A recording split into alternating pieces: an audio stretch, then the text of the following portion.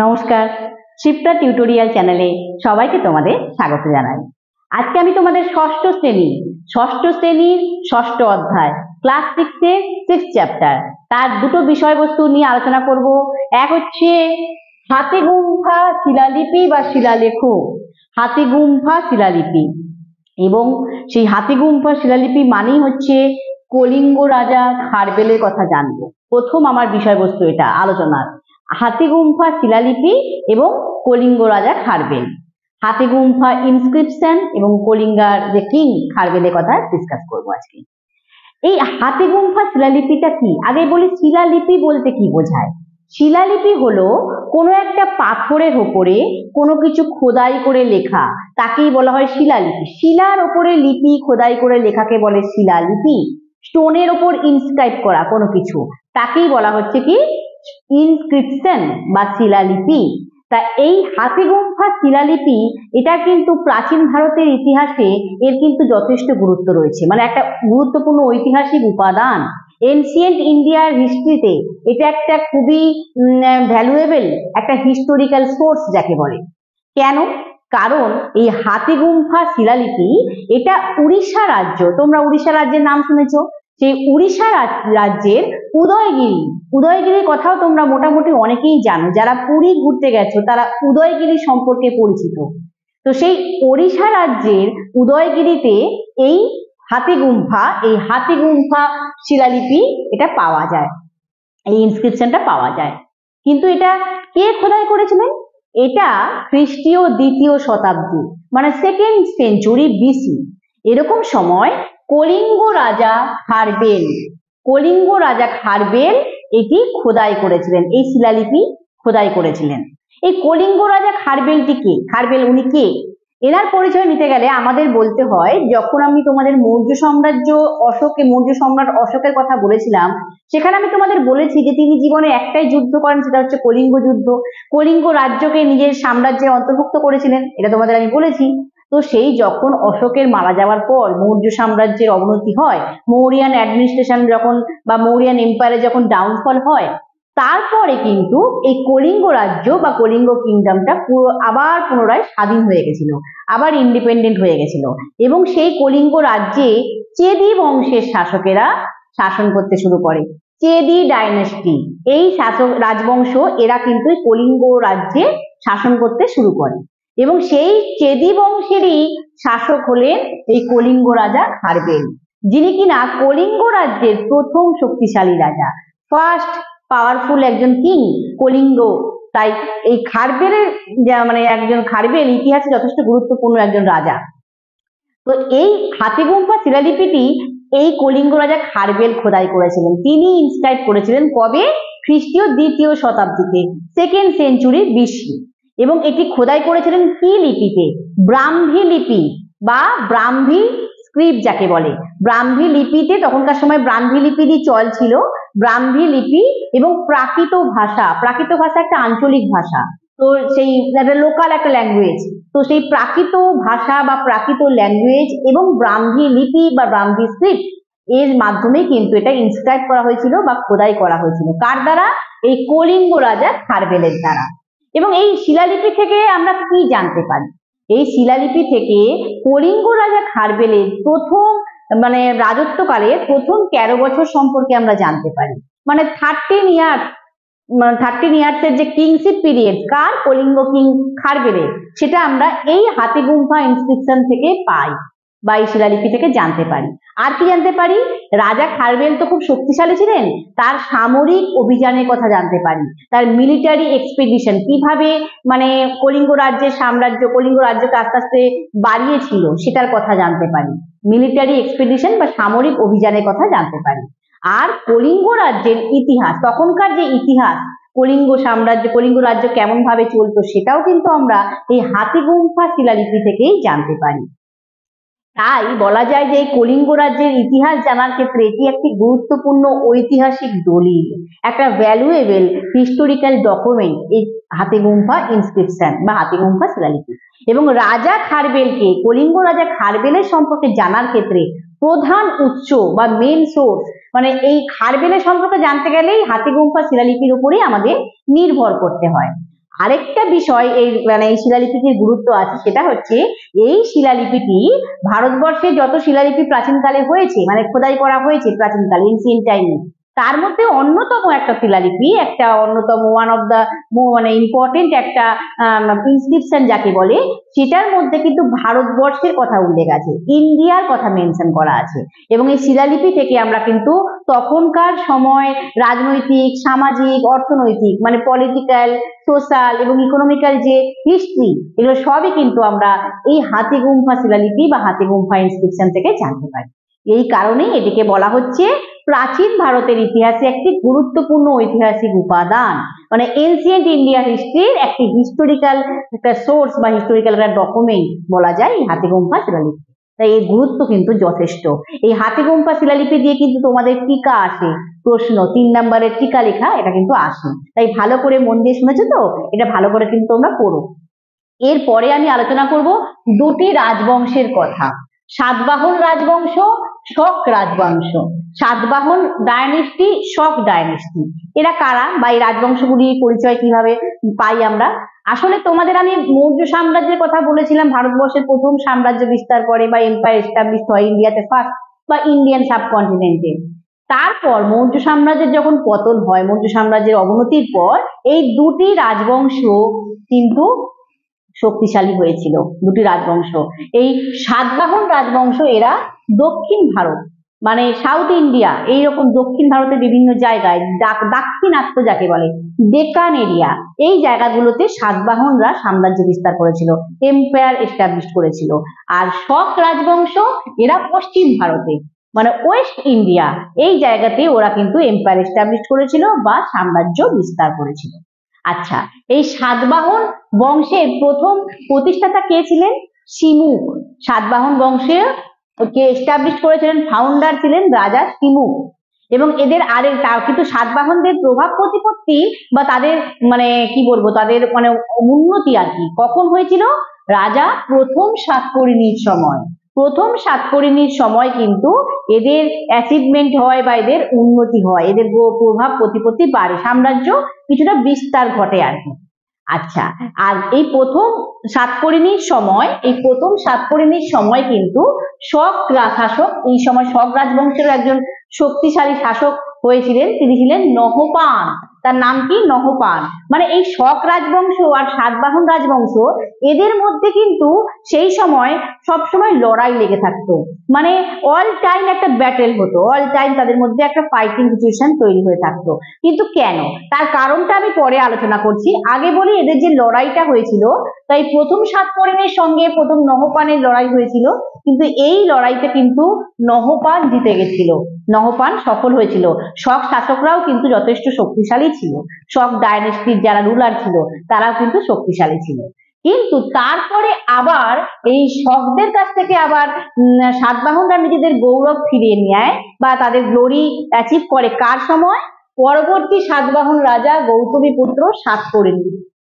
গৌতমীপুত্র সাতকর্ণীর সময়, এই গৌতমীপুত্র সাতকর্ণী এই বিষয় জানতে গেলে আমাদের নাসিক লেখো বা নাসিক প্রশস্তি, কে নাসিক লেখো বলে বা নাসিক প্রশস্তিও বলে বা নাসিক ইনস্ক্রিপশন, এর মাধ্যমে কিন্তু আমরা এই গৌতমীপুত্র সাতকর্ণীর কথা জানতে পারি, যিনি সাতবাহনদের গৌরব ফিরিয়ে নিয়ে এসেছিলেন। এই নাসিক লেখটি কি? এই নাসিক লেখর ঐতিহাসিক গুরুত্ব কেন এত? এই নাসিক লেখো হলো মহারাষ্ট্রের নাসিক শহরে পাওয়া গেছে। এই নাসিক শহরের কথা তোমরা নাম শুনেছো নিশ্চয়ই, মহারাষ্ট্রের নাসিক শহরে এই নাসিক লেখটি পাওয়া গেছে বা ইনস্ক্রিপশনটা পাওয়া গেছে।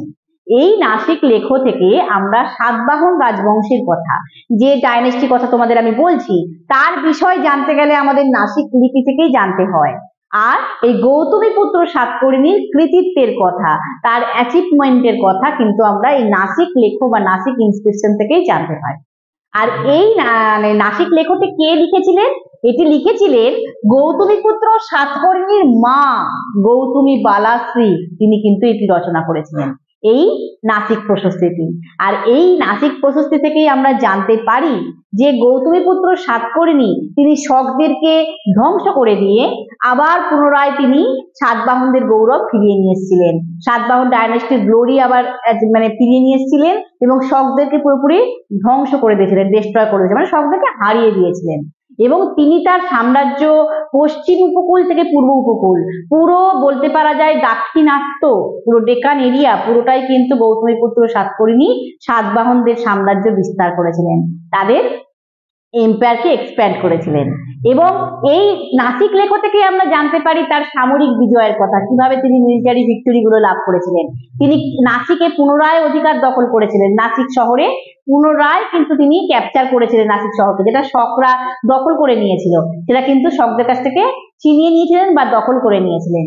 আর এই নাসিক প্রশস্তি থেকেই মূলত আমরা মানে গৌতমীপুত্র সাতকর্ণী কৃতিত্বের কথা, সাতবাহন বংশের ক্ষমতা, তাদের বিজয় কাহিনী, এগুলো কিন্তু আমরা জানতে পারি। তাই নাসিক লেখও কিন্তু খুবই গুরুত্বপূর্ণ একটা ঐতিহাসিক উপাদান প্রাচীন ভারতের ইতিহাসে।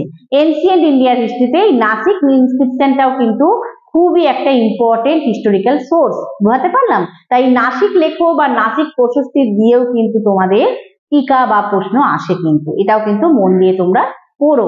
আশা করি তোমাদের বোঝাতে পারলাম যে নাসিক লেখর গুরুত্বটা কি। এবার আমি আলোচনা করব তোমাদের শক আর সাতবাহন, মানে সাতবাহন রাজবংশ, শক রাজবংশ, এদের মধ্যে লড়াইটা কেন হয়েছিল। যেটা বললাম আমি একটু আগে যে এদের মধ্যে সবসময় লড়াই লেগে থাকতো, কিন্তু কেন, কারণটা কি। এর প্রথম কারণ হিসাবে আমরা মানে যেটা আর কি দাক্ষিণাত্যের রাজনীতিতে একটা খুবই গুরুত্বপূর্ণ ঘটনা ছিল, মানে ডেকান পলিটিক্সে, ডেকান এরিয়ার পলিটিক্সে কিন্তু এই মানে সাতবাহন ডাইনেস্টি শক ডাইনেস্টির যে লড়াই বা ব্যাটেল, এটা কিন্তু খুবই ইম্পর্টেন্ট একটা ইভেন্ট। কিন্তু এই লড়াইয়ের কারণ কি ছিল? লড়াইয়ের মূল কারণ ছিল, প্রথম কারণ হিসাবে আমি বলতে পারি আঞ্চলিক আধিপত্য স্থাপন। আঞ্চলিক আধিপত্য স্থাপন মানে হচ্ছে একটা রিজিওনাল যে সুপ্রিমেসি এস্টাবলিশ করা, এটা দুটো রাজবংশই চেয়েছিল। মানে এই দুটো রাজবংশই তো শক্তিশালী ছিল তখনকার সময়, একজন দক্ষিণ ভারতে একজন পশ্চিম ভারতে। তাই এরা কিছু এলাকা দখল করবে বলে দুজনেই দখল করতে চেয়েছিল, কিছু এলাকা যেগুলো অর্থনৈতিক কারণে আর্থিক উন্নতির জন্য নিজের দুটো রাজবংশই কিন্তু এই এলাকাগুলোকে দখল করতে চেয়েছিল। সেই এলাকাগুলো কি কি বা সেই এরিয়াগুলো কি কি, মানে সেম এরিয়া ক্যাপচার করতে চেয়েছিল। তাই সেই এলাকার মধ্যে অন্যতম হলো পূর্ব মালব, ইস্ট মালব। এই পূর্ব মালব কেন দখল করতে চেয়েছিল? কারণ পূর্ব মালবের কোষা এলাকা বলে একটি এলাকা ছিল, জায়গা ছিল, সেখানে হীরের খনি ছিল, হীরের খনি, ডায়মন্ড মাইন। সেই কারণে কিন্তু কোষা এলাকা এবং পূর্ব মালব দখল করতে দুটো রাজবংশই চেয়েছিল। স্বভাবতই তাদের মধ্যে লড়াই লাগতো। হীরের খনি বুঝতেই পারছো, আর্থিকভাবে উন্নতির জন্য তারা চাইছিল। এর সঙ্গে সঙ্গে পশ্চিম মালবে আবার সমুদ্র বাণিজ্য হতো, মানে ওয়েস্ট মালব যে জায়গাটা, সেই জায়গাতে আবার সমুদ্র বাণিজ্য, মানে যেটা সি ট্রেড, সমুদ্রের মাধ্যমে এক জলপথে বাণিজ্য হতো। হ্যাঁ, এই জন্য আর্থিকভাবে বাণিজ্যের উন্নতির জন্য কিন্তু এই সাতবাহন এবং শকেরা নিজেদের মধ্যে কিন্তু লড়াই করছিল কে এই জায়গাটাকে দখল করবে। আর পশ্চিম উপকূলে এলাকাতে আর কি রোমের সঙ্গে ভারতেরও বাণিজ্য চলতো, রোম দেশের সঙ্গে ইন্ডিয়ার রোমের সঙ্গে ইন্ডিয়ার একটা বিজনেস ট্রেডিং চলতো আর কি। তাই জন্য এই এলাকাগুলো দখল করলে দুটি রাজবংশই ভেবেছিল তারা আর্থিকভাবে উন্নতি হবে, তাদের বাণিজ্যের উন্নতি হবে, তাদের ট্রেডিং আরো বেশি ইমপ্রুভ হবে। এই কারণে কিন্তু এই দুটো রাজবংশই এই এলাকাগুলো দখল করতে চেয়েছিল। কি কি এলাকা? পূর্ব মালব এবং পশ্চিম মালব। এছাড়া এই সময় কিছু গুরুত্বপূর্ণ বাণিজ্যিক বন্দর ছিল, মানে কমার্শিয়াল পোর্ট ছিল, ইম্পর্টেন্ট কমার্শিয়াল পোর্ট ছিল সেই সময় ওই এলাকাগুলোতে। কি কি সেগুলো? এক হচ্ছে ভৃগুকচ্ছ, দুই হচ্ছে সোপারা, তিন হচ্ছে কল্যাণ। এই সমস্ত বন্দর, এগুলোর যে মাধ্যমে, বন্দর মানে তোমরা বোঝো তো যেখানে জাহাজ এসে থামে, বিভিন্ন জিনিসপত্র আসে। তো এই বাণিজ্যিক বন্দর, তোমরা ভূগোলে নিশ্চয়ই বন্দরের কথা পড়েছো, তো সেই বাণিজ্যিক বন্দর, এই বন্দরগুলো কিন্তু গুরুত্বপূর্ণ ছিল। আর এই সমস্ত বন্দরগুলোর মধ্যে নিজেদের কর্তৃত্ব স্থাপন করতে চেয়েছিল, মানে নিজেদের মানে কি বলবো সুপ্রিমেসি এস্টাবলিশ করতে চেয়েছিল, নিজেদের অথরিটি এস্টাবলিশ করতে চেয়েছিল দুটো ডাইনেস্টি, দুটো রাজবংশ। তাই স্বভাবতই এই দুটো এগুলোকে দখল করা নিয়ে নিজেদের মধ্যে একটা প্রতিযোগিতা লেগে থাকতো, তাদের মধ্যে একটা কম্পিটিশন লেগে থাকতো। এগুলো কিন্তু সবই এই দুটো রাজবংশের মধ্যে লড়াইয়ের কারণ ছিল, বুঝতে পারছি। আরেকটা কারণ ছিল, সেটা হচ্ছে সমসাময়িক রাজনৈতিক পরিস্থিতি। তখনকার যে পলিটিক্যাল সিচুয়েশন ছিল, এমনই ছিল পলিটিক্যাল সিচুয়েশন বা রাজনৈতিক পরিস্থিতি যে দুটো আঞ্চলিক শক্তি, মানে সাতবাহন শক্তি, ওদিকে শক শক্তি, এরা তো আঞ্চলিক শক্তি, লোকাল, এরা রিজিওনাল পাওয়ার। এরা এই আঞ্চলিক শক্তিগুলি যদি শক্তিশালী হয়, তারা একে অপরের সঙ্গে লড়াইতে বা যুদ্ধে সংঘর্ষে লিপ্ত হয়, এটা খুব স্বাভাবিক ছিল। মানে যেহেতু দুটি রাজবংশই শক্তিশালী ছিল, পাওয়ারফুল ছিল, তাই একে অপরের সঙ্গে লড়াই করবে, এটা খুব ন্যাচারাল ছিল, খুব স্বাভাবিক ছিল। তখনকার সময় এরকমই হয়ে থাকতো, শক্তিশালী কোনো রাজবংশের সঙ্গে শক্তিশালী রাজবংশের লড়াই হতো। তোমাদের আমি তোমাদের পরবর্তীকালে তোমরা পড়বে ত্রিশক্তি সংগ্রামের কথা, হ্যাঁ, ট্রিপার্টাইট স্ট্রাগল, যেটা তোমাদের পরে তোমাদের পাঠ্য বিষয় হবে ক্লাস 7-এ। তখন তোমরা জানতে পারবে যে পাওয়ারফুল বা শক্তিশালী অঞ্চল বা শক্তিশালী রাজবংশরা সবসময় একে অপরের সঙ্গে লড়াইয়ে লেগে থাকতো। এটা তখনকার কিন্তু রাজনৈতিক পরিস্থিতি ছিল, পলিটিক্যাল সিচুয়েশন ছিল। তো সেই কারণে কিন্তু এই সাতবাহন রাজবংশ আর শক রাজবংশের মধ্যে লড়াই লেগে থাকতো। বোঝাতে পারলাম যে দুজনের মধ্যে লড়াই কেন লেগে থাকতো? এইটাও কিন্তু তোমাদের 3 নাম্বার অথবা 5 নাম্বারের প্রশ্ন আসে, তাই মন দিয়ে কিন্তু পুরো এই ব্যাপারটাকে, শক রাজবংশ সাতবাহন রাজবংশ এদের মধ্যে লড়াই কেন লেগে থাকতো। আরেকটা বিষয় তোমাদের আলোচনা করব, সেটা হচ্ছে সাতবাহন শাসন ব্যবস্থা। যেমন মৌর্য শাসন ব্যবস্থা তোমাদের বলেছিলাম, তেমনি সাতবাহন শাসন ব্যবস্থা, সাতবাহন অ্যাডমিনিস্ট্রেশন কেমন ছিল? এটা মৌর্যদের মতোই ছিল।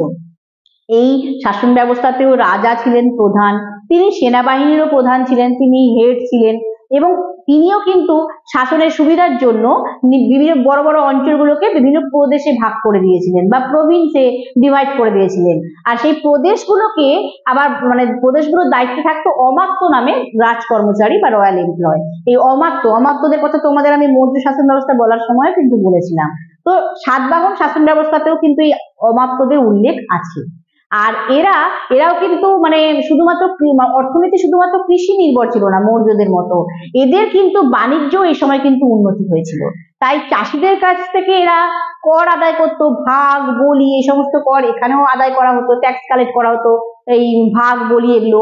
এছাড়া চাষিদের কাছ থেকে উৎপন্ন ফসলের 1/6 ভাগ কর হিসাবে শাসকেরা নিত, 1/6 ভাগ আর কি, এটা নিত কাদের কাছ থেকে? ফার্মারদের কাছ থেকে, তারা ফসল উৎপন্ন করতো সেখান থেকে।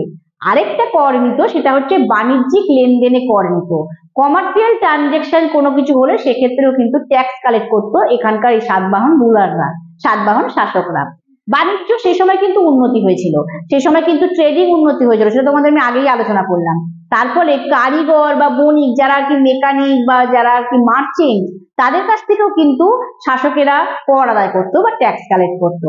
এবং এই সময় সাতবাহন যারা শাসক বা রাজারা, তারা যদি কোনো ধর্মীয় প্রতিষ্ঠানে জমি দান করতো, কোনো রিলিজিয়াস ইনস্টিটিউশনে কোনো ল্যান্ডকে ডোনেট করতো, তাহলে সেখান থেকে কিন্তু তারা কর নিত না, সেখান থেকে কিন্তু কোনো ট্যাক্স কালেক্ট করতো না। ধর্মীয় ব্যাপারে ওরা কিন্তু সবাই কিন্তু যথেষ্ট রেসপেক্ট করতো এই ব্যাপারটাকে। আর নুনের ওপর কর ধার্য ছিল, যেমন মৌর্য শাসন ব্যবস্থাতেও নুনের ওপর কর ধার্য করা ছিল, তেমনি নুনের মধ্যেও নুনটাকে নিয়ে ব্যবসা বাণিজ্য চলে তার উপরেও কিন্তু কর দিতে হতো, ট্যাক্স কালেক্ট করা হতো। এইভাবে কিন্তু সাতবাহন শাসন ব্যবস্থাতে বিভিন্ন ভাবে কর আদায় করা হতো, রাজস্ব নীতি চলতো। আর শাসন ব্যবস্থা পুরোপুরি মৌর্যদের মতোই অনেকখানি, শুধু অর্থনৈতিক দিক থেকে এরা শুধু কৃষি নির্ভর ছিল না, এদের সময় বাণিজ্যেরও উন্নতি হয়েছিল। আশা করি তোমাদের বোঝাতে পারলাম সাতবাহন শাসন ব্যবস্থা বা সাতবাহন অ্যাডমিনিস্ট্রেশন। তো এই বিষয়গুলো কিন্তু আজকে আমার আলোচনার বিষয় ছিল। তোমাদের বললাম কি হাতিগুম্ফা শিলালিপি, তারপরে আবার আলোচনা করলাম নাসিক শিলালিপি, এগুলো সবই গুরুত্ব বুঝালাম। তারপর দুটি রাজবংশের বিষয় বললাম। আরেকজন শক রাজার কথা তোমাদের বলিনি, সেটা বলবো এবারে। শক শাসক আরেকজন ছিলেন, তিনি হলেন রুদ্র দামন। তার সময় কিন্তু আবার সাতবাহনদের কাছ থেকে নিজেদের অধিকার নিয়ে নিয়েছিল। এই যে শক সাতবাহনের লড়াই, এটা কিন্তু প্রায় 2 শতাব্দী ধরে চলেছিল, দুটো সেঞ্চুরি ধরে চলেছিল। বুঝতে পারছো কতদিন ধরে এই লড়াইটা চলেছিল? তার ফলে কিন্তু এই লড়াইয়ের মাধ্যমে কিন্তু দুটো রাজবংশের যেমন উত্থান হয় আবার পতনও হয়, রাইজ হয় আবার ডাউনফলও হয়। তাই অনেক দিন ধরে এই লড়াই চলেছিল, কখনো বা শকেরা জিতেছিল, কখনো বা সাতবাহনরা জিতেছিল। তাই গৌতমীপুত্র সাতকর্ণী যখন শকদেরকে হারিয়েছিল, আবার সেই শকদেরকে পুনরায় তাদের শকদের গৌরব ফিরিয়ে দিয়ে এসেছিল আবার রুদ্রদামন, যিনি শকদের আরেকজন শক্তিশালী শাসক ছিলেন, রুলার ছিলেন। তার কথা আমরা জুনাগড় শিলালেখ থেকে জানতে পারি। জুনাগড়ে পাওয়া যায় শিলালেখটা, এই শিলালিপি, সেটা থেকে আমরা কিন্তু রুদ্রদামনের কথা জানতে পারি। এবং তিনি এতটাই শক্তিশালী ছিলেন, নিজে মহাক্ষত্রপ বলে উপাধি নিয়েছিলেন। মহাক্ষত্রপ কে নিয়েছিলেন? রুদ্রদামন, যিনি শক শাসক ছিলেন, শকদের একজন শক্তিশালী রাজা ছিলেন বা শাসক ছিলেন। তিনি কিন্তু এই মহাক্ষত্রপ উপাধি নিয়েছিলেন বা মহাক্ষত্রপ টাইটেলটা নিয়েছিলেন। আর তার কথা জানতে পারি আমরা জুনাগড় শিলালিপি থেকে বা জুনাগড় শিলালিপি থেকে। তো এই হলো দুটো রাজবংশের কথা। একদিকে একবার তোমাদের সাতবাহন রাজবংশের কথা আলোচনা করলাম, সব রকম বিষয় আলোচনা করলাম, আর ওদিকে শক রাজবংশের কথাও আলোচনা করলাম। এটাই কিন্তু আমার আজকে আলোচ্য বিষয় ছিল। আশা করি তোমরা বুঝতে পারলে যে মৌর্য শাসন ব্যবস্থার পরবর্তীকালে কিভাবে আরো কিছু কিছু আঞ্চলিক শক্তি তারাও কিভাবে শক্তিশালী হয়ে উঠেছিল, তার বিষয়ে কিন্তু আজকে আমি বললাম।